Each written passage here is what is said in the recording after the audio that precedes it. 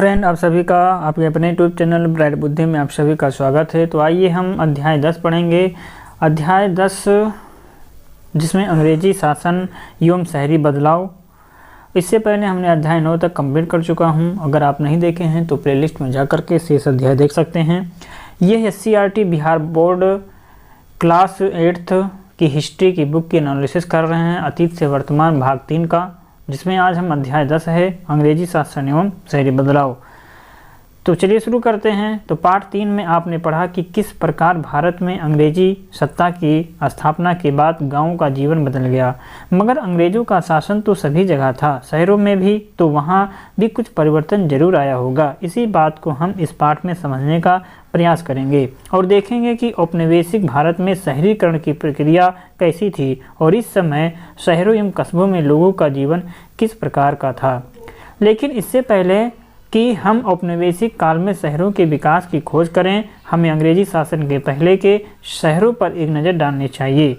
शहर सामान्यतः ग्रामीण इलाकों से काफ़ी अलग होते थे। यहाँ की आर्थिक गतिविधियाँ, संस्कृतियाँ गाँव से काफ़ी भिन्न होती थी। आप ये जानते हैं कि गाँव के लोगों का मुख्य काम खेती होता है, जबकि शहरों में खेती का काम नहीं के बराबर होता था या होता है। यहाँ कई अन्य तरह के व्यवसाय किए जाते हैं। शहरों में व्यापारी, शिल्पकार, शासक तथा अधिकारी रहते थे। अक्सर शहरों की किलेबंदी की जाती थी, जो ग्रामीण क्षेत्रों से इसके अलगाव को चिन्हित करती थी। शहरों का ग्रामीण जनता पर प्रभुत्व होता था और ये खेती से प्राप्त करों और अधिशेष के आधार पर फलते फूलते थे। 16वीं और 17वीं सदी में मुगलों के द्वारा बसाए गए शहर जनसंख्या के जमाव, विशाल भवनों और शहरी समृद्धि के लिए प्रसिद्ध थे। आगरा, दिल्ली, लाहौर जैसे शहर मुगल प्रशासन और सत्ता के महत्वपूर्ण केंद्र थे। इन केंद्रों में सम्राट और अमीर, उच्च अधिकारी जैसे कुलीन वर्ग की उपस्थिति के कारण वहां के कई प्रकार की विशिष्ट सेवाएं प्रदान करने वाले लोग निवास करते थे। शिल्पकार कुलीन वर्ग के लिए विशिष्ट हस्तशिल्प का उत्पादन करते थे और ग्रामीण क्षेत्रों से शहर के निवासियों के लिए अनाज लाया जाता था। सम्राट एक किलेबंद महल में रहता था और नगर एक दीवार से घिरा होता था, जिसमें अलग अलग दरवाज़ों से आने जाने का रास्ता होता था। किलेबंद शहरों के भीतर उद्यान अर्थात बाग बगीचे, मंदिर, मस्जिद, मकबरे, विद्यालय, बाजार, सराय बनी होती थी। चित्र में देख सकते हैं कि ये 19वीं सदी के मध्य में शहानाबाद की तस्वीर आप बाईं ओर लाल किला देख सकते हैं। बाईं ओर जो है लाल किला देख सकते हैं। शहर को घेरने वाली दीवारों को ध्यान से देखें। बीचों बीच चांदनी चौक का मुख्य रास्ता दिखाई दे रहा है। देखिए, यमुना नदी लाल किले से सटकर बह रही है। अब इसका रास्ता बदल गया है। जहां नाव किनारे की ओर बढ़ रही है उसे अब दरियागंज कहा जाता है। मध्यकाल में इन प्रशासनिक शहरों के अतिरिक्त दक्षिण भारत में मदुरई, तंजावुर, कांचीपुरम जैसे कुछ ऐसे शहरी केंद्र थे जो अपने मंदिरों के लिए प्रसिद्ध थे, लेकिन ये शहर उत्पादन, व्यापारिक गतिविधियों के भी प्रमुख केंद्र थे। धार्मिक त्योहारों के अवसर पर यहाँ मेले का आयोजन किया जाता था, जिससे तीर्थ और व्यापार जुड़ जाते थे। शहरी केंद्रों में परिवर्तन। 18वीं सदी में शहरों की स्थिति में बदलाव आने लगा। राजनीतिक तथा व्यापारिक गतिविधियों में परिवर्तन के साथ पुराने शहर पतनोन्मुख हुए और नए शहरों का विकास होने लगा। मुगल सत्ता के धीरे धीरे कमज़ोर होने के कारण शासन से संबद्ध शहरों का पतन होने लगा। नई क्षेत्र शासन केंद्र लखनऊ, हैदराबाद, श्रीरंगपट्टनम, पूना, नागपुर, बड़ौदा आदि नए शहरी केंद्रों के रूप में स्थापित होने लगे। व्यापारी, शिल्पकार, कलाकार, प्रशासक, अन्य विशिष्ट सेवा प्रदान करने वाले लोग इन नए प्रशासन केंद्रों की ओर काम तथा संरक्षण की तलाश में आने लगे। व्यापारिक अर्थव्यवस्था में परिवर्तन के कारण भी शहरी केंद्रों में बदलाव के चिन्ह देखे गए। यूरोपीय व्यापारिक कंपनियों ने मुगल काल में ही विभिन्न स्थानों पर अपने व्यापारिक केंद्र स्थापित किए, जैसे कि पुर्तगालियों ने, गोवा में डचों ने और मछलीपट्टनम में अंग्रेज़ों ने, मद्रास में कांग्रेसियों ने, पांडिचेरी में। व्यापारिक गतिविधियों में विचार के कारण व्यापारिक केंद्रों के आसपास शहर विकसित होने लगे। 18वीं सदी के अंत में परिवर्तन का एक नया दौर आरंभ हुआ। जब व्यापारिक गतिविधियां अन्य स्थानों पर केंद्रित होने लगी, तब पुराने व्यापारिक केंद्र और बंदरगाह अपना महत्व खोने लगे। खास प्रकार की वस्तुओं का उत्पादन करने वाले शहर इसलिए पिछड़ने लगे क्योंकि उनकी मांग धीरे धीरे घटने लगी। अंग्रेजों के द्वारा स्थानीय शासकों पर विजय के कारण भी क्षेत्रीय सत्ता के पुराने केंद्र नष्ट होने लगे और सत्ता के नए केंद्रों का विकास होने लगा। 1757 में प्लासी के युद्ध के बाद जैसे जैसे अंग्रेजों ने राजनीतिक नियंत्रण स्थापित किया, अंग्रेजी ईस्ट इंडिया कंपनी का व्यापार फैलने लगा। तब मद्रास अर्थात चेन्नई, कलकत्ता जो अब कोलकाता है, मद्रास का अब आधुनिक नाम चेन्नई, कलकत्ता को कोलकाता और बम्बई को मुंबई का महत्व प्रेसिडेंसी शहर के रूप में उभरा। नए भवनों और संस्थानों का विकास हुआ, शहरों को नए तरीके से व्यवस्थित किया गया, नए रोजगार विकसित हुए और लोग शहरों की ओर आने लगे। उजड़ते शहर। बंगाल में भागीरथी नदी के तट पर स्थित मुर्शिदाबाद रेशमी वस्त्रों के उत्पादन के प्रमुख केंद्र के रूप में उभरा था, लेकिन 18वीं सदी के दौरान शहर पहले की अपेक्षा विस्तार एवं महत्व की दृष्टि से सिकुड़ गया, क्योंकि वहां के बुनकर इंग्लैंड की मिलों से बन करके आए सस्ते कपड़ों के साथ प्रतियोगिता में टिक नहीं सके। यही हाल ढाका का भी हुआ, जो मलमल कपड़े के उत्पादन का केंद्र था। इसी तरह सूरत एवं मछलीपट्टनम भी सूती वस्त्र के व्यापार का केंद्र तथा बंदरगाह शहर थे। 18वीं सदी के अंत में जब व्यापार मुंबई, मद्रास, कलकत्ता के नए बंदरगाहों पर केंद्रित होने लगा, तब ये शहर अपना व्यापारिक महत्व और समृद्धि खो बैठे। बिहार के संदर्भ में मुंगेर, भागलपुर आदि शहरों के उजड़ने की स्थिति की समकालीन ईरानी यात्री अहमद बहमानी ने विस्तार से चर्चा की है। 1853 में रेलवे की शुरुआत हुई थी। 1853 में रेलवे की शुरुआत हुई। प्रत्येक रेलवे स्टेशन कच्चे माल का संग्रह केंद्र और आयातित वस्तुओं का वितरण बिंदु बन गया। रेलवे के विस्तार के बाद रेलवे वर्कशॉप और रेलवे कॉलोनियों की स्थापना शुरू हो गई।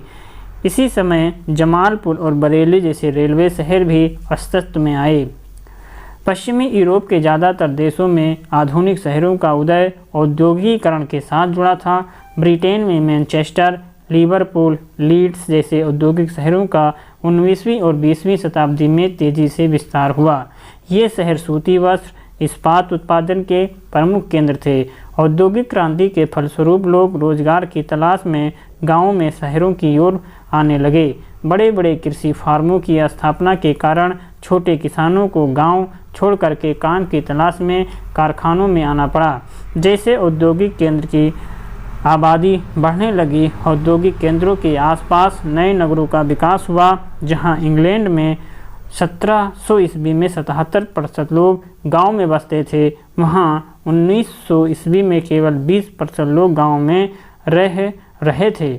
80% लोग शहरों में रहने लगे। इसी तरह तीव्र गति से जनसंख्या का शहरीकरण हुआ। गांवों के उजड़ने एवं नए शहरों के बसने से अर्थव्यवस्था का आधार ही बदल गया। पहले गांव की अर्थव्यवस्था के आधार थे, अब औद्योगिक क्रांति के कारण शहर अर्थव्यवस्था के आधार बन गए। लेकिन भारत में शहरों का विस्तार यूरोपीय देशों की तरह तेजी से नहीं हुआ, क्योंकि भारत में पक्षपातपूर्ण औपनिवेशिक नीतियों ने हमारे औद्योगिक विकास को आगे नहीं बढ़ने दिया। फिर भी कानपुर और जमशेदपुर सही मायनों में औद्योगिक शहर थे। कानपुर में सूती एवं ऊनी कपड़े तथा चमड़े की वस्तुएं बनती थीं, जबकि जमशेदपुर स्टील उत्पादन के लिए विख्यात हुआ। प्रेसिडेंसी शहर की बसावट। 18वीं सदी के मध्य तक कलकत्ता, मुंबई और मद्रास तेजी से विशाल शहर बन गए। ईस्ट इंडिया कंपनी ने अपने कारखाने इन्हीं शहरों में बनाए। ये कारखाने कंपनी के व्यापारिक वस्तुओं के संग्रह केंद्र के रूप में कार्य करते थे। यूरोपीय व्यापारिक कंपनियों के बीच प्रतिस्पर्धा के कारण इनकी किलेबंदी की जाती थी। मद्रास में फोर्ट सेंट जॉर्ज, कलकत्ता में फोर्ट विलियम और मुंबई में फोर्ट ये इलाके ब्रिटिश आबादी के रूप में जाने जाते थे। यूरोपीय व्यापारियों से लेन देन करने वाले भारतीय व्यापारी, कारीगर, कामगार इन किलों के बाहर अलग इलाके में रहते थे। इन इलाकों को व्हाइट टाउन अर्थात गोरा शहर और ब्लैक टाउन या काला शहर के नाम से संबोधित किया जाता था। आप यहाँ पर देख सकते हैं कि फोर्ट सेंट जॉर्ज मद्रास का नक्शा फोर्ट सेंट जॉर्ज के इर्द गिर्द बना व्हाइट टाउन बाएं सिरे पर तथा पुराना ब्लैक टाउन दाहिने सिरे पर है।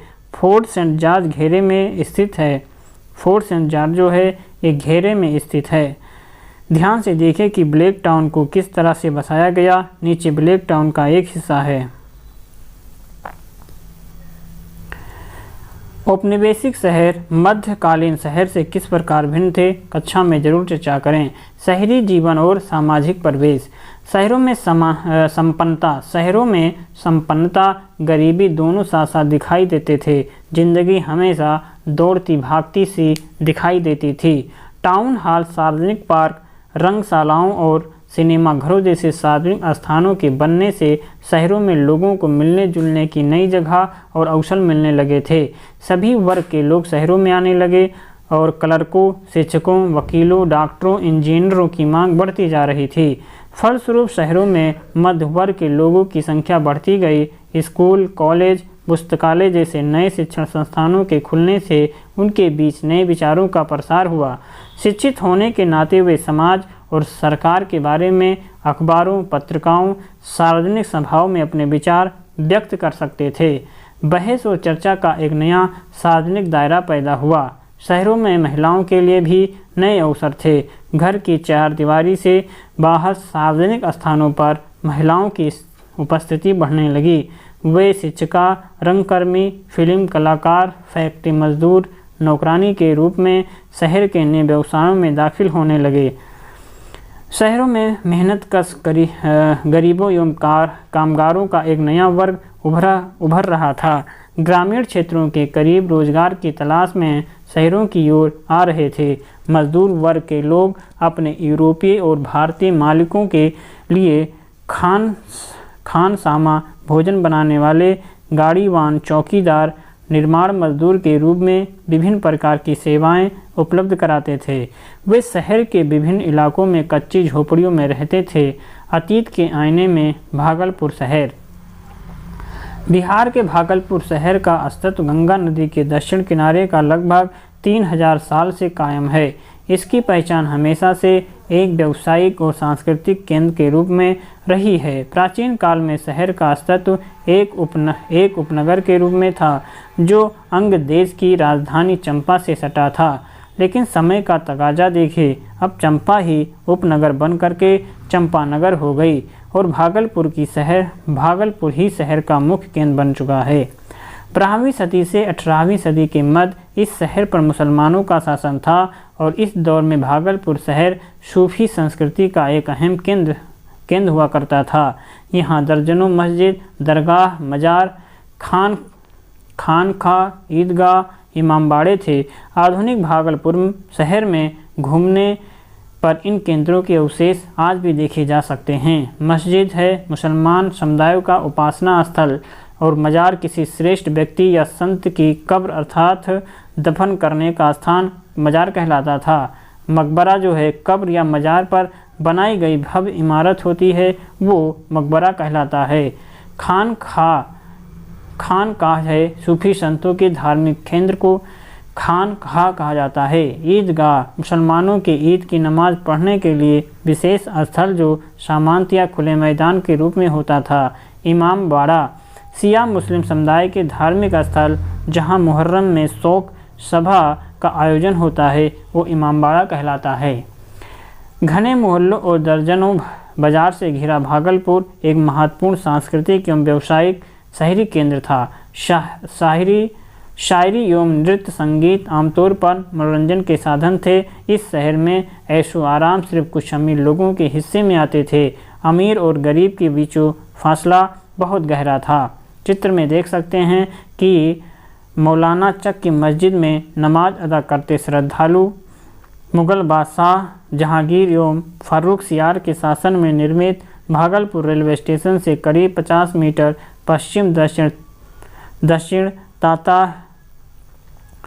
तातारपुर में स्थित हजरत मोहम्मद साहब के पवित्र अवशेष सुरक्षित होने के कारण ये मुसलमानों की पवित्र धर्मस्थली है। इस मोहल्ले में एक मदरसा था और यहाँ से शिक्षा पा करके विद्वान मौलवी हुए। इसी कारण इसका नाम मौलाना चक पड़ा। आगे चित्र में देख सकते हैं शाहजंगी का मकबरा। शाहजंगी का मकबरा भागलपुर स्टेशन से करीब 2 किलोमीटर पश्चिम दक्षिण की ओर ऊंचे टीले पर स्थित है और नीचे तालाब एवं मस्जिद है, जहां प्रति वर्ष मुहर्रम का मेला लगता है। ताजिया का पहलाम विसर्जन इसी स्थान पर किया जाता है। औपनिवेशिक काल में भागलपुर। हम औपनिवेशिक शहरों के बारे में पीछे अध्ययन कर चुके हैं। भागलपुर शहर के हालात दूसरे औपनिवेशिक शहरों से काफ़ी अलग थे।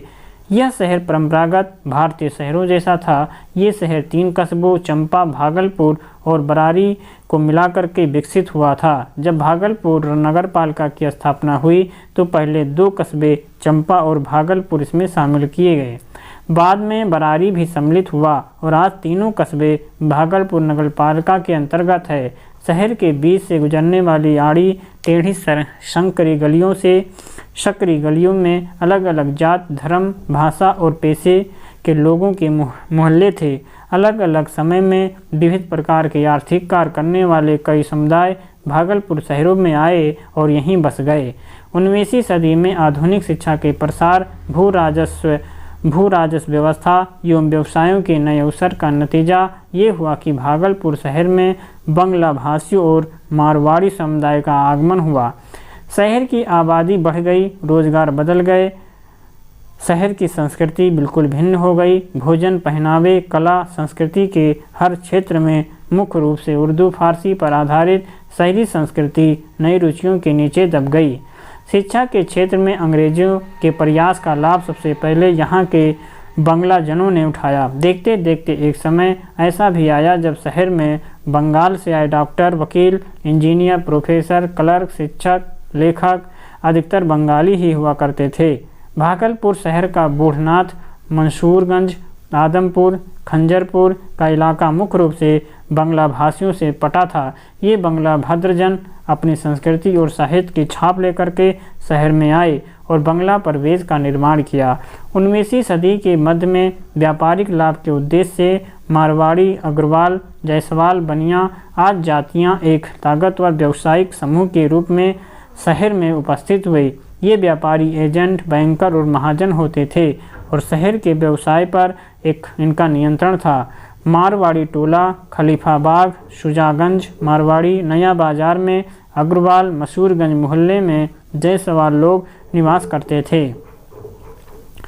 ब्राह्मण और कायस्थ स्थानीय ग्रामीण जातियां थीं जो अंग्रेजी शिक्षा का लाभ उठा करके सरकारी पदों पर काबिज हुए। ये लोग शहरों के मुदीजक एवं खंजरपुर के इलाके में अपना बसेरा बनाया। कुछ ब्राह्मणों एवं कायस्थों का संबंध जमींदार परिवारों से भी था। शहर का दक्षिणी पश्चिमी इलाका तातारपुर, कबीरपुर, मौलाना चक, शाहजंगी, हबीबपुर, हुसैनाबाद मोहल्ले में मुस्लिम व्यापारी, कारीगर, बुनकर, मजदूर रहते थे। अनेक मुस्लिम परिवारों का संबंध सूफी संतों के साथ था जो पीढ़ी दर पीढ़ी वर्षों से इस शहर में निवास कर रहे थे।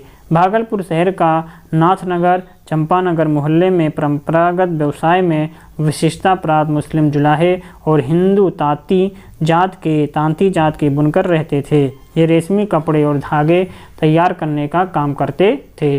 1862 में रेलवे की शुरुआत और शिक्षण संस्थाओं की स्थापना ने शहर की काया पलट कर दी। बहुसंख्यक लोग रोजगार, व्यवसाय, शिक्षा, अन्य सुविधाओं की उम्मीद में शहर की तरफ आ रहे थे।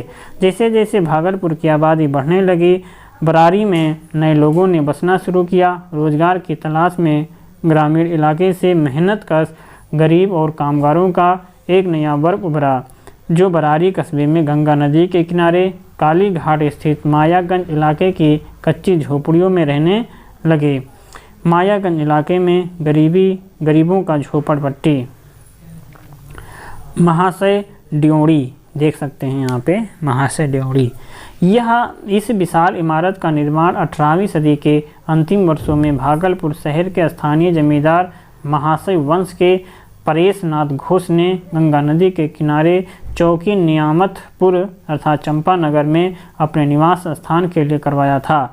महाशय वंश के परिवार के सदस्य मुगल काल से भागलपुर परगना नामक प्रशासनिक इकाई में कानून गो के पद पर कार्य कर रहे कार्य करते आ रहे थे। जब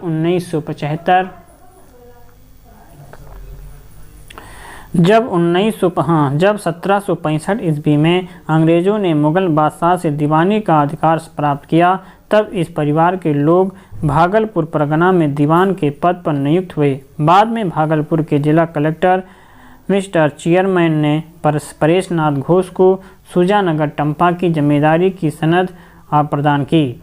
ब्रिटिश शासन की भू राजस्व नीति के परिणाम स्वरूप अनेक जमींदार परिवारों का आगमन शहर में हुआ। दरअसल इनकी जमींदारी का क्षेत्र ग्रामीण इलाकों में हुआ करता था, लेकिन ये लोग शहर के विभिन्न इलाकों में निवास करते थे। महाशय वंश बनेली, बरारी, अरुआरी जैसे बड़े जमींदारों के साथ छोटे छोटे जमींदार भी शहर में मौजूद थे। इनकी जमींदारी का क्षेत्र भागलपुर, मुंगेर, बांका, नवगछिया, पूर्णिया आदि में था।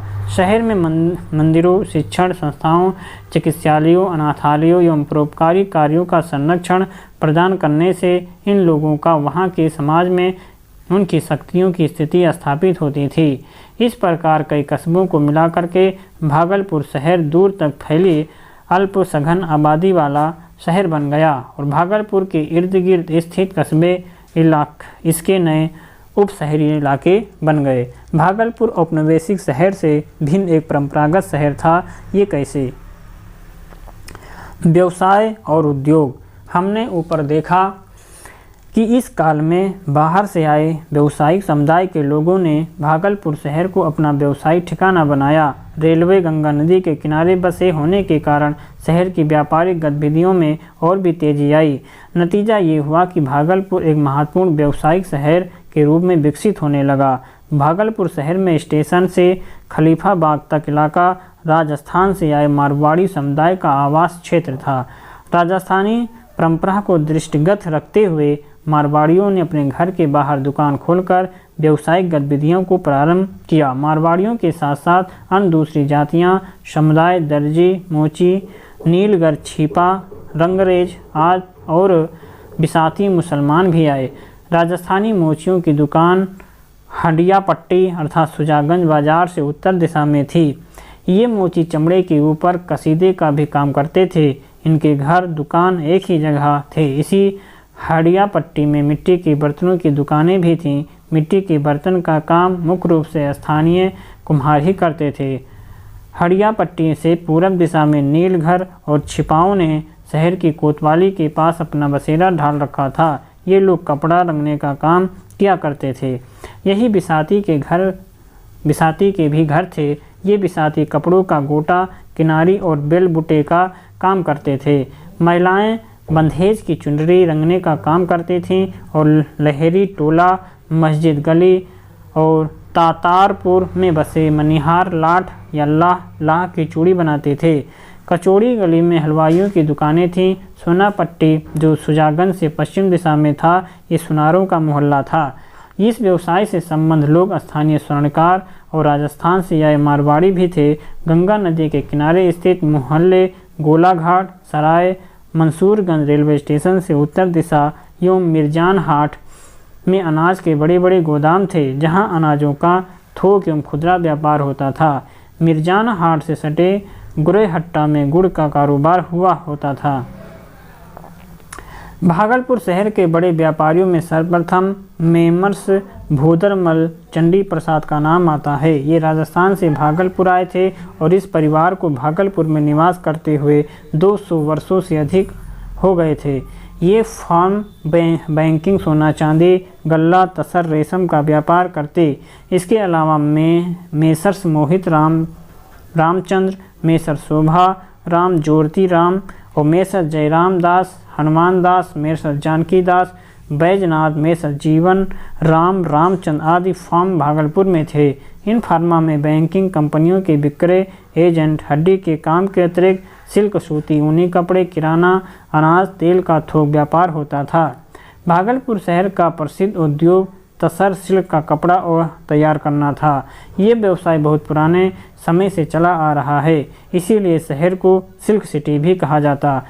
यहाँ 1810 में करीब 3275 करघे चल रहे थे। इस व्यवसाय का मुख्य केंद्र चंपानगर और नाथनगर मोहल्ला था। तसर का कोया बंकुरा संथाल परगना और गया से आता था। जगदीशपुर एवं पुरैनी के गांव में धागा तैयार करने का काम होता था। फिर धागा नाथनगर चंपानगर के बुनकरों के घर पहुंचता था, जहां हथकरघे पर रेशम के कपड़े तैयार होते थे। पटवा, मोमीन, जुलाहा, तांती हिंदू जातियां प्रमुखता से इस पेशे में कार्यरत हैं। रेशम और सूत की मिलावट में बाफ्टा तैयार किया जाता था, जहां यहाँ का तैयार कपड़ा यूरोपीय देशों को भेजा जाता था, जहाँ इसकी बहुत मांग थी। ये बाफ्टा क्या है जानते हैं। बाफ्टा एक ही रंग का रेशमी कपड़े का टुकड़ा होता था, जिसे बुनने के बाद रंगा जाता है। इसका टुकड़ा 20 से 22 हाथ लंबा और 1 से 1.5 हाथ चौड़ा होता था। प्रशासन प्रबंध। जब भारत में अंग्रेजी शासन अस्थायी स्वरूप ग्रहण करने लगा, तब अंग्रेजों ने अपनी सत्ता को मजबूत बनाने के लिए देश में एक नई प्रशासनिक व्यवस्था की नींव डाली। उस समय प्रशासनिक इकाइयों के कार्यालय शहर में अवस्थित होते थे। आइए हम भागलपुर के शासन प्रबंध के माध्यम से अंग्रेजों के द्वारा एक जिले में स्थापित प्रशासनिक अवस्था के बारे में जानें। 1774 ईस्वी में भागलपुर को जिला बनाया गया। जिले का सबसे बड़ा अधिकारी कलेक्टर कहलाता था। भागलपुर जिले का पहला कलेक्टर अगस्त क्लीवलैंड था। कलेक्टर की सहायता के लिए जिले के सदर दफ्तर में डिप्टी कलेक्टर, सब डिप्टी कलेक्टर और असिस्टेंट कलेक्टर होते थे। 1936 तक के यह जिला 4 सब डिवीजनों भागल सदर, बांका, मधेपुरा, सुपौल में बटा था। जब डिवीजन का सबसे बड़ा अफसर सब डिविजनल ऑफिसर SDO कहलाता था। जिले में न्याय विभाग का सबसे बड़ा अफसर डिस्ट्रिक्ट एवं सेशन जज अर्थात जिला एवं सत्र न्यायाधीश कहलाता था। दीवानी मुकदमे में इनकी सहायता के लिए सबोर्डिनेट जज और मुंसिफ होते थे। फौजदारी मुकदमे में जिला मजिस्ट्रेट तथा डिप्टी एवं सब डिप्टी मजिस्ट्रेट इनकी सहायता करते थे। जिले में पुलिस विभाग का सबसे बड़ा अफसर सुपरिटेंडेंट ऑफ पुलिस अर्थात DSP कहलाता था। उसके नीचे असिस्टेंट एवं डिप्टी सुपरिटेंडेंट कहते थे। पुलिस के काम के लिए जिले को 25 भागों में बांटा गया था। यह भाग थाना कहलाता था।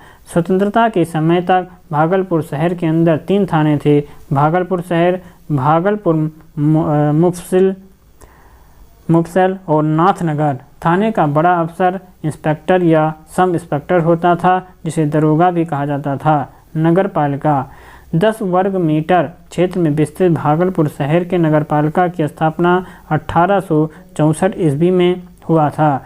जनसाधारण के द्वारा निर्वाचित एवं सरकार के द्वारा मनोनीत प्रतिनिधियों के द्वारा इसका प्रबंधन होता था। नगर पालिका में 22 सदस्य होते थे, जिनमें 7 सदस्य मनोनीत और 14 निर्वाचित होते थे। अपनी सीमा क्षेत्र में शहर की सफाई, सड़क, पुल, पेयजल, शिक्षा, स्वास्थ्य की जवाबदेही नगर पालिका के जिम्मे था। शहर में पीने के पानी के अभाव को दूर करने के लिए भागलपुर नगर पालिका के द्वारा 1887 में एक जलागार का निर्माण किया गया। 1896-97 में इसका विस्तार चंपानगर, नाथनगर की ओर किया गया। जलागार को बड़ा बनाने के लिए सरकार ने नगर पालिका को 3 लाख रुपए कर्ज दिए। 1936-37 में नगर पालिका की कुल सालाना आय 4.5 लाख रुपए थी। भागलपुर नगर पालिका क्षेत्र के अंतर्गत शहर की कुल आबादी 1872 ईस्वी में 65,377 थी, जो 1931 ईस्वी में 83,847 हो गई। शैक्षणिक विरासत।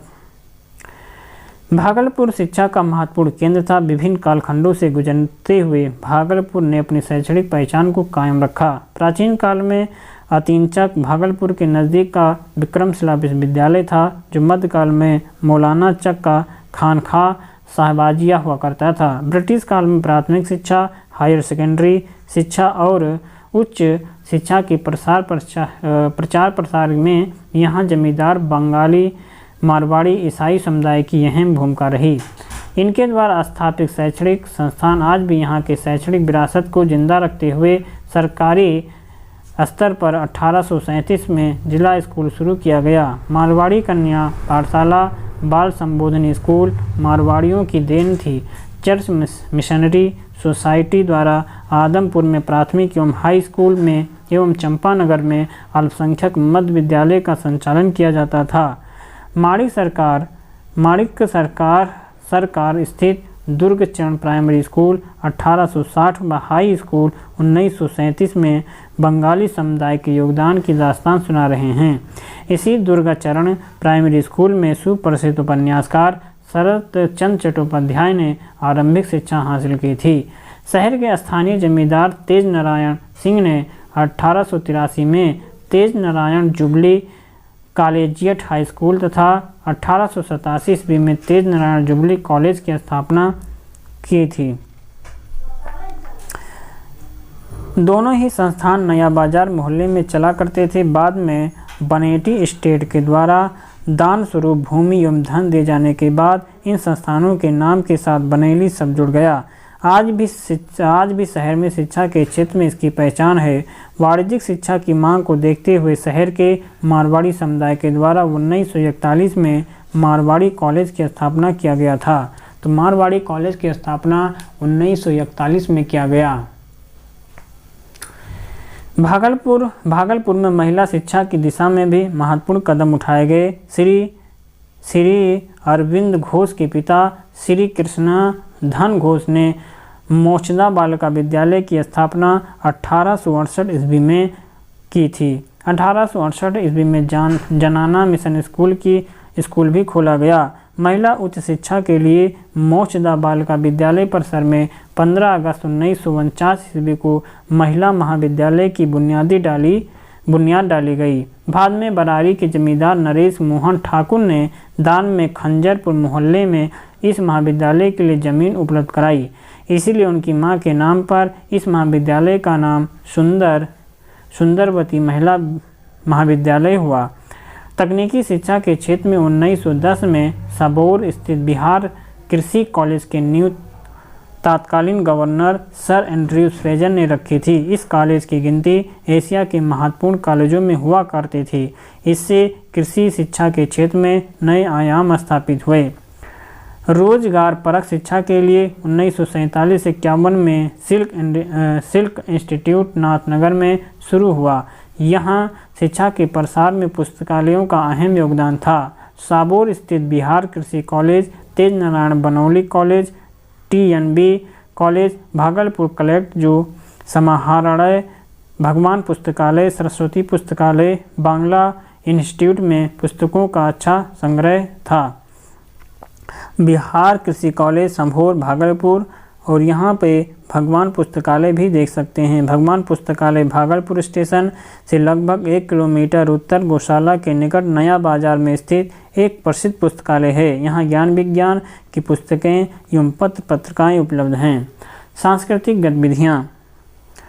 स्वतंत्रता एवं भागलपुर की सांस्कृतिक विरासत भी महत्वपूर्ण नहीं रही। इस परिदृश्य में भागलपुर की साहित्यिक व सांस्कृतिक यात्रा का विवरण अपने आप में दिलचस्प है। यदि हम बंगालपुर की सांस्कृतिक गतिविधियों की बात करें तो शहर में अनेक नामी गिरामी साहित्यकारों, संस्कृति कर्मी, रंगकर्मी, शिल्पकारों, संगीतकारों एवं फोटोग्राफरों का जमघट लगता था।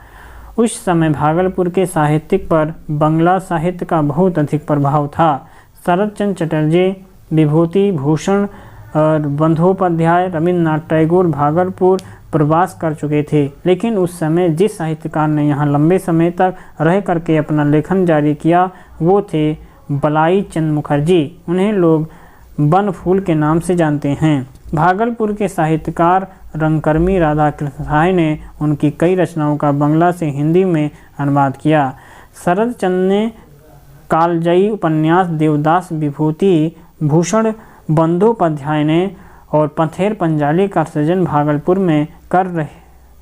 भागलपुर में रह करके ही किया। ये भी कहा जाता है कि रविन्द्रनाथ टैगोर ने अपनी सुप्रसिद्ध रचना गीतांजलि के कुछ अंशों को भागलपुर में रचा था, जिसे साहित्य का नोबेल पुरस्कार मिला था। इसी काल में भागलपुर में हिंदी साहित्य भी रचा जा रहा था। डॉक्टर राधाकृष्णन ने भागलपुर में साहित्य गोष्ठी नामक संस्था बनाई थी। तो राधाकृष्णन ने साहित्य गोष्ठी नामक संस्था बनाई थी। शीघ्र ही ये उस समय में शहर की साहित्यिक गतिविधियों का केंद्र बन गया। हिंदी के जिन प्रमुख रचनाकारों ने भागलपुर का गौरव बढ़ाया है, डॉक्टर शिव नंदन प्रसाद, डॉक्टर शिव शंकर वर्मा और जनार्दन प्रसाद झा आदि। भागलपुर का रंगमंचई इतिहास कोई ज़्यादा पुराना नहीं है।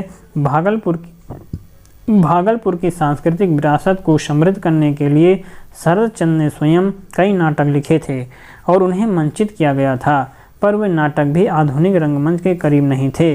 यहाँ सिर्फ थिएटर या यात्रा की परंपरा के अंतर्गत बंगाली समाज प्रमुख भूमिका निभाता था। अर्धेदु बाबू नाम की एक व्यक्ति प्रत्येक साल के कोलकाता से भागलपुर आकर के यात्रा का प्रदर्शन करते थे। उसी क्रम में एक बार पृथ्वी थिएटर भी भागलपुर में आया था और उसने कई नाटक मंचित किए थे। वैसे शहर की परंपरा का पहला नाटक हरिकुंज लिखित बाबरी मीरा थी। वैसे शहर की परंपरा का पहली नाटक हरिकुंज लिखित बाबरी मीरा था, जिसे हरिकुंज ने खुद निर्देशित किया था। लेकिन रंगमंची आंदोलन के रूप में जिसने भागलपुर के दर्शकों का ध्यान अपनी ओर आकर खींचा था, उस संस्था थी अभिनय भारती। हरिकुंज भागलपुर शहर के सांस्कृतिक कर्मी।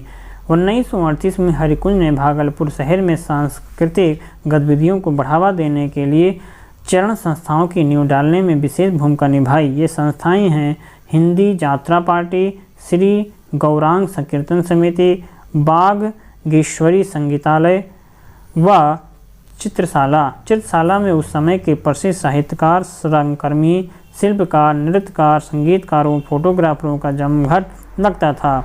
इस जमघट में कथाकार फणीश्वर नाथ रेणु, राष्ट्र कवि गोपाल सिंह नेपाली, राष्ट्र कवि रामधारी सिंह दिनकर, साहित्यकार डॉक्टर बेचैन, लघुनाथकार बनफूल भारत रत्न बिस्मिल्लाह खान, नृत्यांगन सितारा देवी, जिसमें अभिनेता अशोक कुमार जैसी हस्तियां शामिल होती थीं। धार्मिक स्थल। भागलपुर शहर में गंगा नदी के दक्षिण तट पर बूढ़ानाथ मोहल्ला में बाबा बूढ़ानाथ महादेव मंदिर हिंदुओं का प्रसिद्ध उपासना स्थल है। इस मंदिर का निर्माण शंकरपुर के जमींदार लक्ष्मी नारायण सिंह ने करवाया था। बाबू मोहन शाह एवं बाबू रामकृष्ण भगत ने मंदिर परिसर में 2 धर्मशालाएं बनवाई थीं, जहां यात्रियों को ठहरने की अच्छी व्यवस्था थी। यहाँ चैत्र एवं अश्विन नवरात्र में विशेष उत्सव होता है, जिसे हिंदू श्रद्धालु बड़ी संख्या में भाग लेते थे।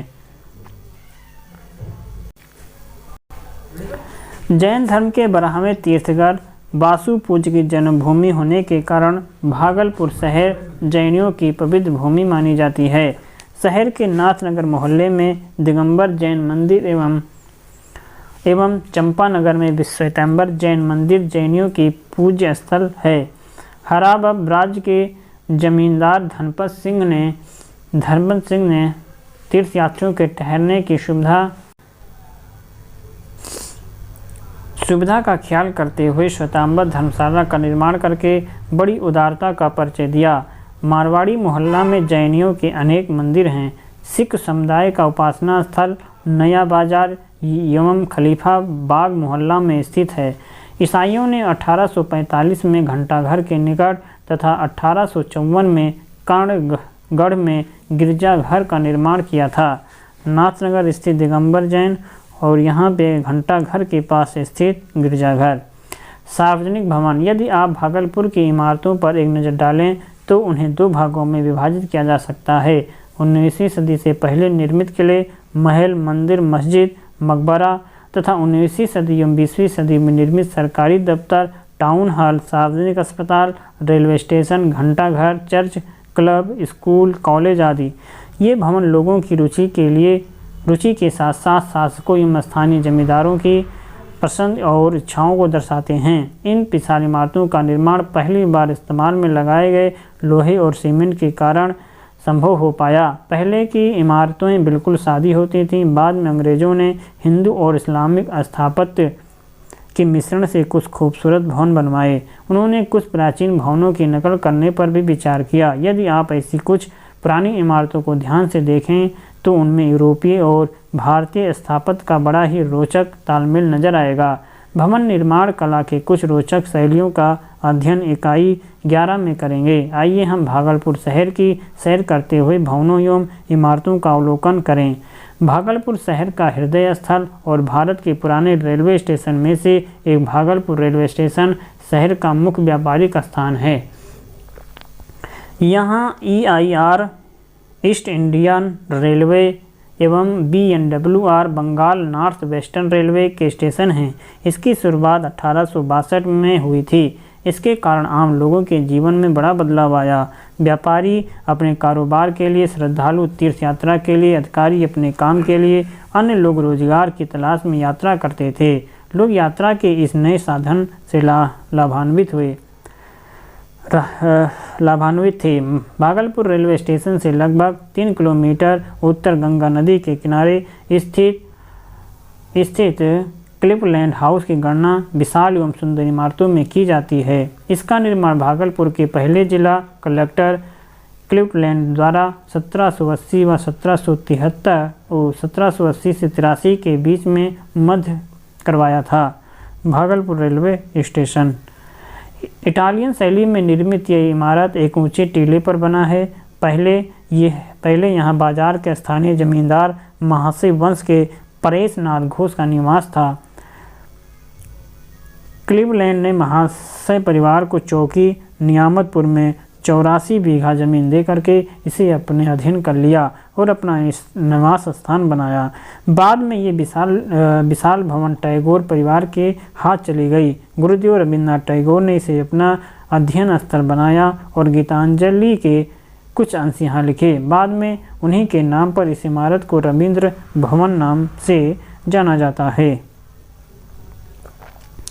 वर्तमान समय में रविंद्र भवन में तिलका मांझी विश्वविद्यालय भागलपुर का इतिहास, संस्कृति एवं पुरातत्व विभाग क्षेत्रीय अध्ययन केंद्र अपनी कक्षाएं आयोजित करता है। 19वीं सदी के आरंभ में समय देखने का यूरोपीय तरीका अंग्रेज शासित भारत में भी लागू किया गया। अब काम करने का यूरोपीय काल अवधि भारत में भी अपना लिया गया था। लोग देर से आने के कई बहाना नहीं बना सके, इसीलिए इसके लिए सार्वजनिक स्थानों पर घंटाघर बनाए गए। इसमें चारों तरफ डायल होते थे ताकि लोग दूर से और किसी भी दिशा से घड़ी को देख सकें। यही नहीं, लोगों को समय की जानकारी देने के लिए इन घंटाघरों से निश्चित समय के बाद घंटे की आभास भी होती थी। भागलपुर शहर का घंटाघर चौक एक उदाहरण था। भागलपुर रेलवे स्टेशन के 3 किलोमीटर उत्तर लाजपत पार्क के निकट स्थित टाउन हॉल 20वीं सदी के आरंभ में निर्मित भवन है, जहां सार्वजनिक समारोह का आयोजन किया जाता था। भागलपुर कचहरी परिसर के निकट स्वामी विवेकानंद पथ पर स्थित सेंटिस कंपाउंड मैदान एक सार्वजनिक पार्क था और इसका नामकरण बनेली स्टेट के मैनेजर T सेंटिस के नाम पर पड़ा है। टाउन हॉल इस कंपाउंड के भीतरी अंग्रेज प्रशासनिक अधिकारियों ने मनोरंजन एवं मौज मस्ती के लिए स्टेशन क्लब का निर्माण किया। आप चित्र में क्लब की जर्जर स्थिति को देख सकते हैं। स्टेशन क्लब सेंटिस कंपाउंड। आइए फिर से याद करें सही और गलत अभ्यास प्रश्न हैं और इसी के साथ ये अभ्यास भी समाप्त होता है। सही जोड़ा मिलाना है कि कौन कहाँ पे है। प्रेसिडेंसी शहर, रेलवे शहर और औद्योगिक शहर।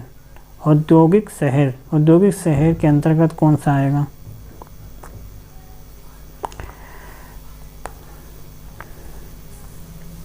इसी के साथ यह अध्याय भी समाप्त होता है। तो मिलेंगे एक नए अध्याय में, तब तक आप पढ़ते रहें, मस्त रहें। नमस्कार।